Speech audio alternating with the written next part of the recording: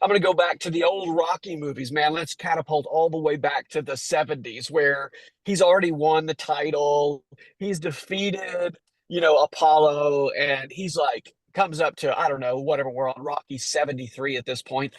But they're like, why do you want to fight again, right? When somebody's challenging him and you're the heavyweight or you're the heavyweight champion of the world or whatever he is.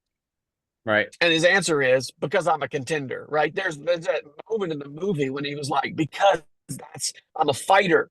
I was raised in South Philly. That's who I am. I'm a contender and I got to keep going. I think that there's an element that if we can embed even at the beginning of our work that says, even if I do find success on all the things that I hope, pray, and dream for, when that success arrives, what do I do? And the answer is I'm a contender. I'm going to go back into the battle and keep fighting for the next church, the next leader.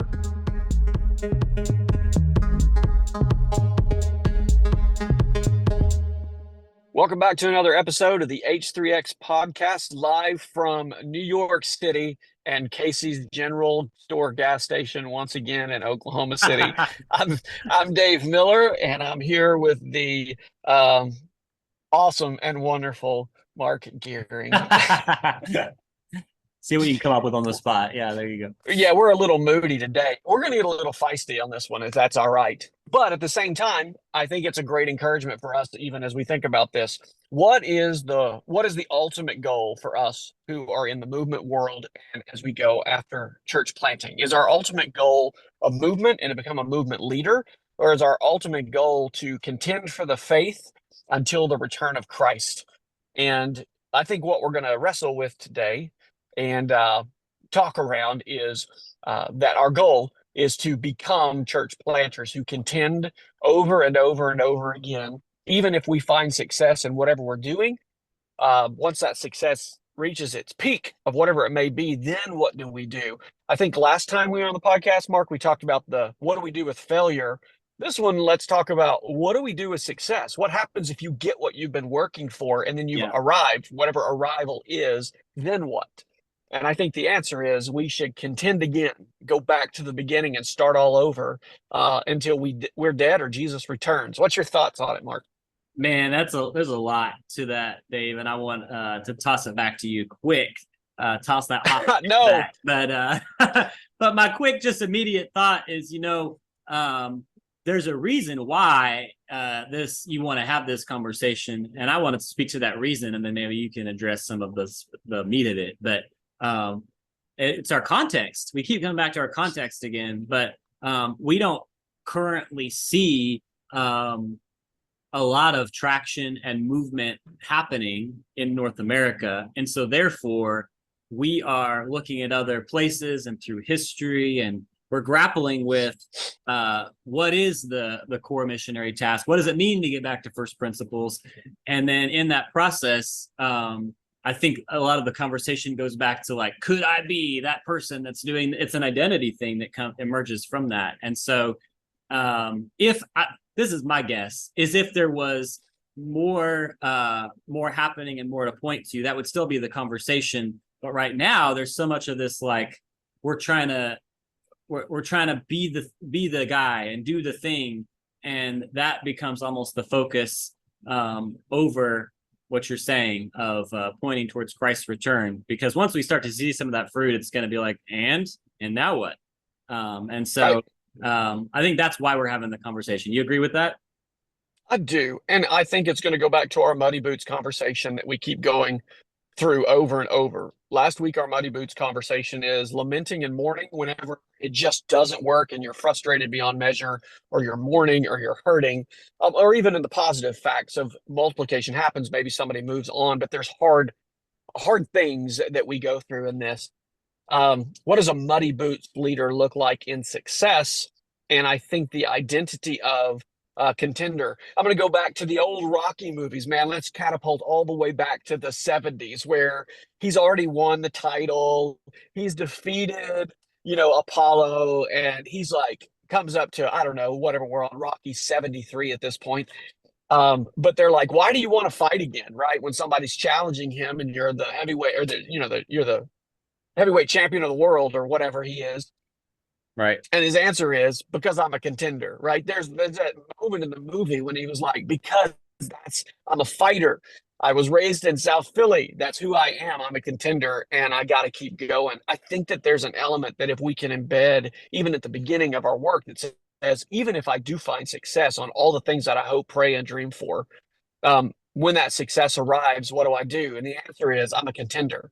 I'm going to go back into the battle and keep fighting for the next church, the next leader, the next disciple, because that's who I am. That's what I do. Well, and I think what you're hitting on when you even use that muddy boots and you use that analogy, we've been dancing around lots of different parts of that topic, but the reason why we struggle with that identity piece is because it's like a summation of our habits and our activities and our choices that results in that in that outcome of churches planted, churches multiplied, and that whatever role we might have is the sum of all those pieces. And so we're wrestling with it, I think, on some level, because to be a contender is to make the choice again today. I'm going to sign back up for this. I'm going to sign back up to pray. I'm going to sign back up to share the gospel. I'm going to sign back up to enter a new field and get something new started. I'm going to keep signing back up. And then that must be attached to something bigger than just the result, because that result, even if we see it, the celebration fades and then it's like, and now what? And so what you're driving at is we've got to sign up to be the contender unto something. We've got to be driven by something. Yeah. And once our book tour is over, right, you have success, you write the book, everybody goes and applauds you, and you hit all the bookstores and you do the speaking circuit. And after everybody's done, the book tour is over, nobody wants to buy the book anymore. It's like, okay, now what? And the answer is, you go write another book. Like you do the thing, but you do it with all the lessons and the experience and the things that you've learned before. I think one of the hallmarks that you'll find, Mark, in what really drives a Muddy Boots leader, what really drives an apostolic heart, is going to be the desire to start again. There's just this overwhelming desire to go back to the beginning and do it all over again. There is an element where sometimes it gets a little tiring, because if you're around a group of people who have been with you for a while or who have made the jump at a lot of thinking, then there's some conversations that you get into that you don't get to get into with brand new people. And sometimes those are exciting and they're more fun, and they tend to put you in a position to where you're kind of more in the mainstream conversation because you're talking about what other people are talking about. When you go back to the beginning, you get pulled out of that mainstream conversation again, because you go back to the basics, and everybody looks at that and they go, yeah, we already know all that stuff. But there's an apostolic heart that says, yeah, I want to live in that world of, everybody else already knows this stuff, but there's a group of people who don't. And you have an opportunity to set the DNA correctly as best you can. And you find joy in that. I think that contender, that person who just keeps going over and over, saying, I'm going to keep doing this until I'm dead or Christ returns, Yeah. Oh, I'm with you. Yeah. My wife gets tired of me sometimes sometimes she doesn't even want to hear when I talk about the next new thing I'm processing, or I want to start this, or want to, there's things that I get excited about. And she's like, sure. Oh, another thing. She's like, tell me when it gets a little bit farther down the road. And so it's like, but there's that dynamic of just getting excited about the new thing, for sure, that energizes. Yep. And so we're always going to be in this radical middle where we're going to say, people listen to this podcast, they'll be like, oh, are these guys anything about longevity? And we're saying, yeah, that's the challenge. That right there is the tension, where you get in for longevity with certain leaders, and you have a season where you're really developing, and you get a group of people who start to multiply. And let's say you see some good success in terms of fruit, and in terms of churches, and in terms of movement, which is not a reality in the Western, especially in the United States. Not a given. For very few, not a given. But we're just saying, if once you get there, that restart is sometimes very, very, very hard, because what you lose are all the accolades. But there is an element of, there's a lot of joy in the restart that's in the heart of something new. Let's do new again, right? And I think that can be a detriment when you're starting new things all the time too often and not following through with them. but it's also a benefit whenever it's time to get back up on the horse, put your muddy boots back on, and go get down at the very beginning, bottom level, and start again. Yeah, start again. And we talked about this quote from a guy named John Wimber, who was the founder of the Vineyard movement. And he I can't quite hit the nail on the head with it, but the gist of it being that when God calls you into the new thing, it's going to cost you everything that you've done up until that point. It's going to take you putting everything back on the line up until that point. And that's not just a challenge or like a accounting the cost piece. I mean, that's really an invitation in this vision that you're sharing with us today of arrival is not getting to that breakthrough point because Christ has not yet returned. It means that there's still more work to do. And so to follow Jesus is to do that. It is to go back all in and to make that the goal rather than that role or that arrival point. Well, and this is the heartbeat of where we even get the moniker of no place left that we use to describe right the passion that we're after, right? Our goal, that there's no place left where the gospel has not yet been proclaimed. Paul says, I have proclaimed the gospel from Jerusalem all the way around to Illyricum in the book of Romans. Right. And he's writing to them to say, if God wills, I plan to come and visit you, and I hope to be refreshed by you, and you can support me on my way to Spain. Because what Paul is saying is, there's no place left for me to do work because I got churches established. I've got leaders and elders and other apostolics who are more than capable of continuing to finish whatever is needing to be done from Jerusalem all the way around to Illyricum. I desire to go and start all over again. And so there's that impulse from Paul. And we know the story. He didn't get to go there because of the arrest and everything that ended up happening. But his desire was, okay, let's go to another new place and get this started all over again. And it's incredible to me, Mark, after everything that he had went through, right, that he would say, oh, I'm going to go back to the very, very beginning with a group of people who have no idea all over again, knowing what it's going to cost. That's some faithfulness right there. Yeah, that is some faithfulness right there. Yeah. Yep, it means that he was living before the eyes of Jesus and, committed to the vision of what Christ wanted to accomplish and who Christ said that he was. I will say counting the cost is easier to do when you are assuming what the cost could be. It's much harder to do when you've already experienced those costs and you know the reality of how difficult they are, and you choose to go and do what Jesus calls you to do again anyway. Right. That's some serious trust. And that part right there about getting back up on and saying, hey, I'm going to go to Spain. So if we were to use that biblical idea for what we're kicking around today, it's like, okay, there's no place left. What about Spain? Like, how do we keep the heartbeat of that passion, that drive, that goal to say, we're going to continue to start again until there truly is no place left and Jesus returns. If we have that heartbeat, I think at the front end, Mark, where it's not like my goal is to become the movement leader or my goal is to get a movement. It's like, I'm going to go and do what's necessary. What you mentioned, the habits, the patterns, the sacrifices, the struggles, the identities that are required. And that just becomes who I am in failure and in success. And if success happens and it's time to move on, then I'll go do it again because the success wasn't the point. Yeah. And that's a difficult way to stay over years and years and years of work. That's something that we're going to have to definitely develop and work on as an attitude to be a good muddy boots leader who's going to, multiply.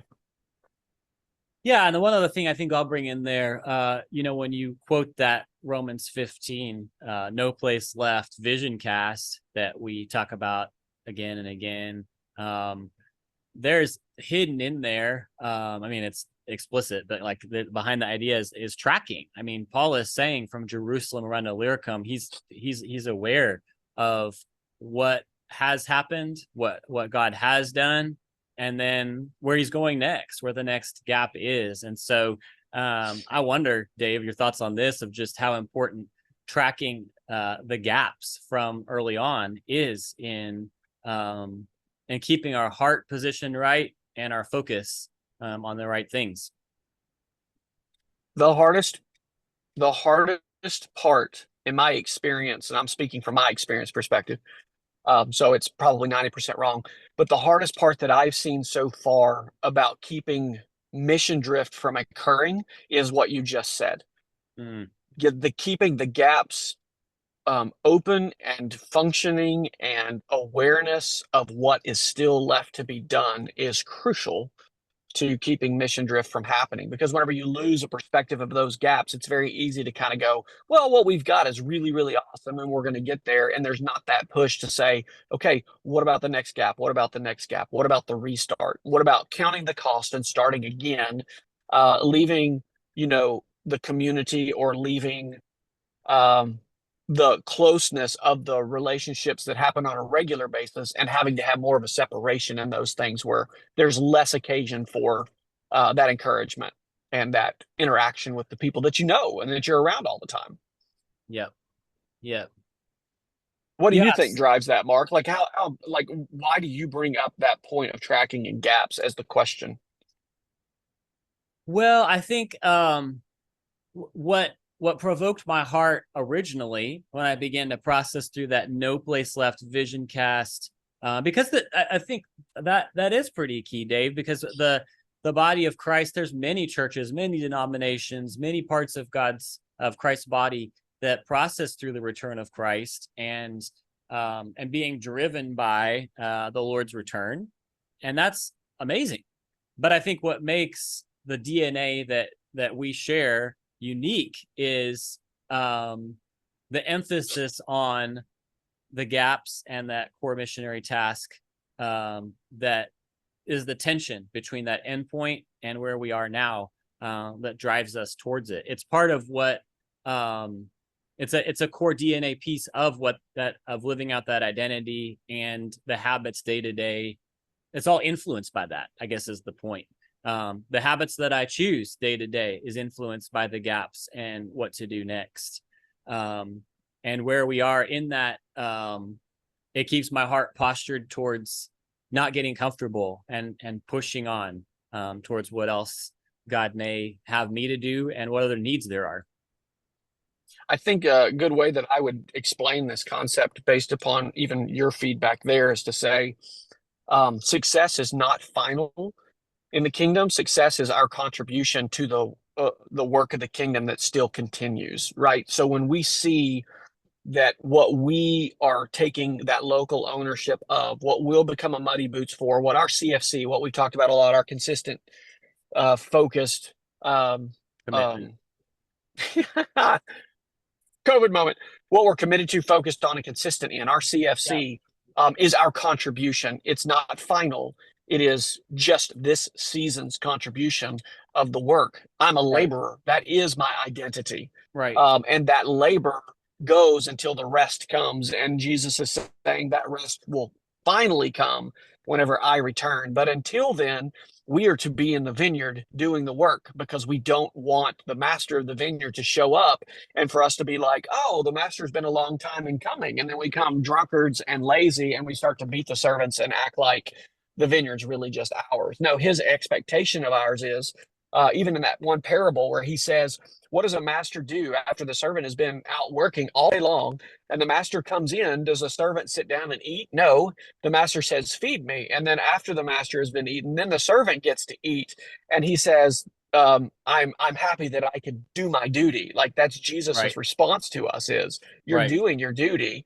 And I think that identity of, I am one who is doing my duty, and I do it out of honor and gratitude and joy, is a great mentality to keep in failure and success. Yeah. Amen.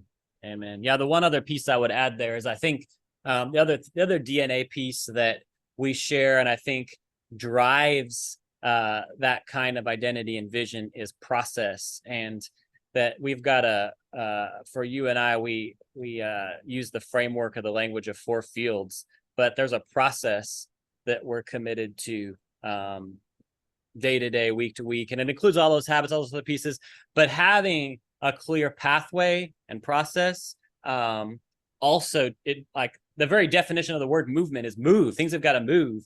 And so having that process in there continues to drive us back to like, what's next, and how are things developing, and when is it time to move on and help that process happen somewhere else. But the process is another piece of it that's a critical DNA piece. Yeah, finding joy in the work and finding purpose, that the work and the process itself is the point. Yep. Helps out a ton so that we don't get flustered in our failures, and we don't quit with our successes as if they're finality and now our contribution and work is now somehow done because we reached a goal. Yep. Thanks for listening, for watching. If this content has been helpful for you, please take a minute to rate, review, and subscribe to the podcast. It really helps us to get this content out there farther, to serve Jesus, grow his kingdom, and accomplish the Great Commission until there is no place left. Much love to you guys. See you next time.